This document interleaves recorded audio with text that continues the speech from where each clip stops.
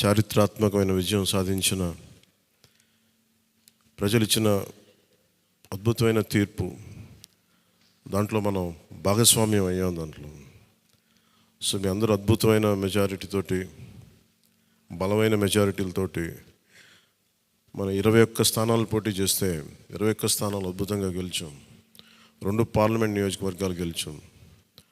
భారతదేశంలో ఎప్పుడు కూడా తీసుకున్న అన్ని సీట్లు, పోటీ చేసిన అన్ని సీట్లు గెలవటం అనేది చాలా చాలా రేరెస్ట్ ఆఫ్ ద రేర్. ఇప్పుడు దాకా జరిగిందో లేదో కూడా తెలియలేదు. బట్ కంటెంపరీ టైమ్స్ అన్ని చేసిన వాళ్ళందరూ కూడా ఏం చేస్తారు, రీసెర్చ్ చేసిన వాళ్ళందరూ చెప్తారు ఫస్ట్ టైం ఇన్ ఇండియా అని. సో మీ అందరికీ జనసేన సైనికుల తరపున, వీర మహిళల తరపున, పోటీ చేయని పార్టీ నాయకులందరి తరపున మా అందరి ఆశీస్సు మీరు తీసుకెళ్తున్నారు ముందుకు రేపోతాను. అంటే మీరు ఒక్కళ్ళే వెళ్ళట్లేదు అసెంబ్లీకి. వెనక జనసేనకు నిలబడ్డ ప్రతి ఒక్క నాయకులు, పోటీ చేయని నాయకులందరూ కూడా, రక్తం ధారబోసిన జన సైనికులు, అసలు అలుపెరకు ఇంట్లో నుంచి బయటికి రాని వీర మహిళలు, అసలు మామూలుగా ఇంట్లో నుంచి బయటికి రా, అలాంటి వాళ్ళు బయటకు వచ్చి మరి తిరిగారు మనకి. సో వారందరూ ఆశయాలు మీరు ముందుకు తీసుకెళ్తారు. మన పార్టీ నాయకులు, జన సైనికులు, వీర మహిళలు, మన మద్దతుదారులు కాకుండా 5 కోట్ల మంది ప్రజల ఆకాంక్షల్ని మీరు అసెంబ్లీలోకి తీసుకెళ్తాను. మరి దాంట్లో నేను కూడా భాగస్వామ్యం అయినందుకు మనస్ఫూర్తిగా నేను ధన్యవాదాలు తెలియజేస్తాను. ఒక చిన్నపాటి ఒక మార్పు జరగాలి, ఒకటి సాధించాలంటే ఎంతమంది పని చేస్తే తప్ప ఒక చిన్నపాటి మార్పు రాదు. అలాంటిది ఒక కీలక 5 కోట్ల మంది ప్రజలకు సంబంధించిన భవిష్యత్తు. ఈరోజు జనసేన విజయం, టీడీపీ విజయం, భారతీయ జనతా పార్టీ విజయం ఏ స్థాయికి వెళ్ళిపోయింది అంటే, కేంద్ర ప్రభుత్వం అధికారంలో కూడా చాలా కీలకమైన అంటే ఈరోజు మన అందరం కష్టపడింది, ప్రజలందరూ మనకి నమ్మకం పెట్టి మనం నిలబడి ఉంచింది, ఇది మర్చిపోలేదు. ఇప్పుడు దాకా పొలిటికల్ ప్రాసెస్లో గత 10 దశాబ్ద కాలంలో మన ముఖ్యంగా లాస్ట్ అర దశాబ్దం కాలంలో ఏ స్థాయిలో చూసాం. మనం ఒక కొత్త ప్రెసిడెంట్ ఇవ్వాలి పాలిటిక్స్కి. వ్యక్తిగత దోషం లేని, క్యారెక్టర్ని అసాసినేట్ చేయని పాలిటిక్స్. ఈ మార్పు ఏదో రావాలి. ఎందుకంటే టీవీల్లో సినిమాలకి సెన్సార్ ఉంటుంది, టీవీలకి సెన్సార్ ఉండదు. సినిమాలు ఎవరన్నా కూర్చోబెట్టి ఏదైనా మాట్లాడితే, మన ఈవెన్ అసెంబ్లీలో మాట్లాడితే రికార్డు నుంచి తొలగిస్తారు. నాయకులు బయటకు వచ్చి మాట్లాడితే రికార్డు నుంచి తొలగించలేదు. చిన్నపిల్లలు ఉంటారు, కుటుంబాలు ఉంటాయి అని చోట మర్చిపోతాం మనం. సో అందుకని మనమే స్వీయ బాధ్యత తీసుకోవాలి, పర్సనల్ బాధ్యత మనమే తీసుకొని చేయాలి. అసలు అద్భుతమైనది ఏంటంటే, బండ్లు అవుతాయి అనడానికి నేను చాలా కాలం ఇదే వేదిక మీద చాలాసార్లు చెప్పాను. అంటే ఇది మనం నిన్న సభలో కూడా మాట్లాడమని చెప్తా ఉంటే, ఇది మనం ఇళ్ళకి కానీ పండగ కాదు, పండగ చేసుకునే సంబరాలు చేసుకునే సమయం కాదు, చాలా బాధ్యతగా ఉండే సమయం. ప్రజలు చాలా ఎక్కడెక్కడి నుంచో, మారుమూల నుంచి, ఎక్కడ యుఎస్ఏ నుంచి వచ్చి కూడా ప్రాణాలు కోల్పోయి, అసలు రాత్రనక పగలనక తిండి తినక ఒక్కొక్కరు పనిచేసిన విధానం ఇవన్నీ కదిలించేసినాయి.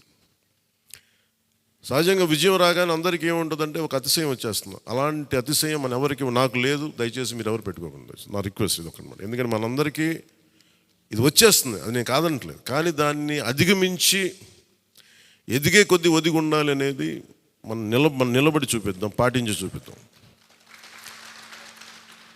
ఎందుకంటే నిజంగా జనం అలసిపోయారు. ఒక కొత్త తరహా రాజకీయం చూద్దాం, పాత విలువలతో కూడిన రాజకీయం చూద్దాం. అది మనం చేసి చూపించాలి, ఆ దారి వెంట నడిచి చూపించాలి. జనసేన ఆ రోజు నేను మాట్లాడితే, అంటే ఇది భగవంతుడు కరుణించాలి, ఇదేదో నేను పెట్టిన వ్యూహమో గొప్పతనమో నేను చెప్పట్లేదు. కానీ భగవంతుడి కరుణ, తల్లి కరుణ, ప్రజల ఆశీస్సులు, మద్దతు, 2019లో 1 సీటు కూడా ఉన్నది అటు ఇటు కాని పరిస్థితులు ఈ రోజున జనసేన ప్రధాన ప్రతిపక్షంగా అసెంబ్లీలోకి అడుగు పెట్టబోతుంది. మీ అందరికీ దానికి సంబంధించి ప్రత్యేకించి శుభాకాంక్షలు. అధికారంలో భాగస్వామ్యం తీసుకుంటాం ఖచ్చితంగా. అది రెండింటి మధ్య ఎలాగ అనేది, ఆ టెక్నికల్ ఆస్పెక్ట్స్ ఎలాగో చూడాలి. అది మీ అందరికీ నేను తెలియజేసుకుంటాను. అలాగే కేంద్రంలో కూడా మన ఆంధ్రప్రదేశ్కి కావాల్సింది చాలా కీలకమైన మనం పరిణామాలు చోటు చేసుకున్నాయి కాబట్టి ఆంధ్రప్రదేశ్ ప్రతి ఎంపీ చాలా బాధ్యత ఉంది. మన జనసేన నుంచి గెలిచిన బాలశౌరి గారికి కానీ తంగెళ్ళ ఉదయ్ శ్రీనివాస్ గారికి కానీ చాలా బాధ్యత ఉంది. ఇది మీ ప్రతి కదలిక, మీ ప్రతి మాట ప్రజలు చాలా సునిశ్చితంగా పరిశీలిస్తారు. ఢిల్లీలో మీరు చేసే ప్రతి కదలిక, ఢిల్లీలో మీరు మాట్లాడే ప్రతి మాట ఆంధ్రప్రదేశ్ నిర్మాణానికి ఉపయోగపడాలని కోరుకుంటున్నాను. అది దయచేసి ఎంపీలుగా దయచేసి మీ ఇద్దరు ఎందుకంటే బాలశౌరి గారు అది మీ అందరి బాధ్యత. మీరిద్దరు గెలవలేదు, 5 కోట్ల మంది ప్రజలు మమ్మల్ని గెలిపించారు. అందుకని మన ఎమ్మెల్యే నేను కూడా అద్భుతమైన మెజారిటీ తోటి గెలిచినందుకు ముఖ్యంగా మనకి ఈ ఒక తీర్మానాన్ని ముందు ఒకటి ప్రవేశపెడుతున్నాం. మరి మీ అందరి ఇది చెప్పండి. పాపం వెన్నంటే ఉండి పిఠాపురంలో జనసేన గెలుపు కోసం కృషి చేసిన వర్మ గారికి ప్రత్యేక కృతజ్ఞతలు. వారికి అందరూ వర్మ గారికి చాలా చాలా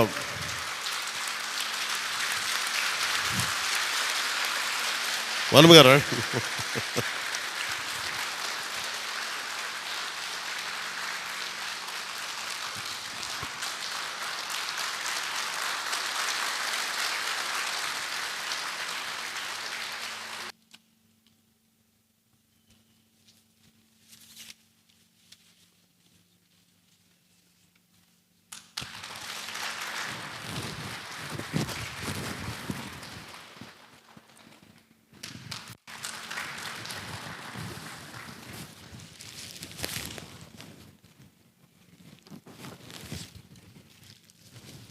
మన కోసం పనిచేసిన తెలుగుదేశం వర్మ గారిని ఇది గుర్తించడం అంటే మన కోసం పనిచేసిన తెలుగుదేశం నాయకులందరికీ, భారతీయ జనతా పార్టీ నాయకులందరికీ కూడా నా పార్టీ తరపు నుంచి ప్రత్యేక కృతజ్ఞతలు.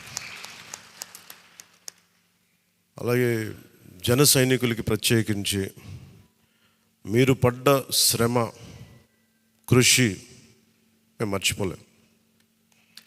మమ్మల్ని గుండెల్లో పెట్టి చూసుకుంటాం.